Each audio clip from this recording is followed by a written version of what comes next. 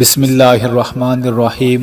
میرے بھائی اور بہنوں، دین اسلام کے کچھ ایسے مسائل ہیں جنہیں ہر مسلمان مرد اور عورت کو سیکھنا چاہیے، وہ بہت ضروری ہیں۔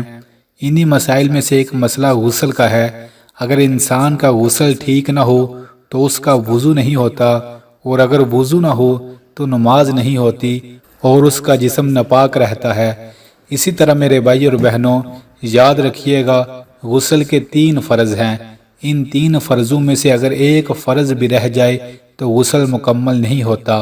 پہلا فرض، ناک میں 3 بار پانی ڈالنا، اچھے طریقے سے ناک کو صاف کرنا۔ دوسرا فرض، 3 بار گلے کا غرارہ کرنا، گلے کو صاف کرنا، کلی کرنا، یہ دوسرا فرض ہے۔ اور تیسرا فرض، پورے جسم کو اچھی طریقے سے صاف کرنا، دھونا، تاکہ جسم کا کوئی بھی حصہ خشک نہ رہ جائے۔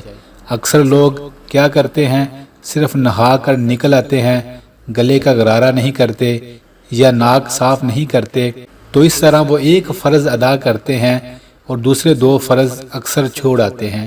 لہٰذا یاد رکھیں، جب بھی آپ پر غسل لازم ہو تو ان 3 فرضوں کو لازمی کریں۔ اچھے طریقے سے کلی کریں، گلے کا غرارہ کریں، ناک میں پانی ڈالیں اور پورے جسم کو اچھے طریقے سے صاف کریں۔ یہ مرد اور عورتوں کا دونوں کا ایک ہی طریقہ ہے غسل کرنے کا۔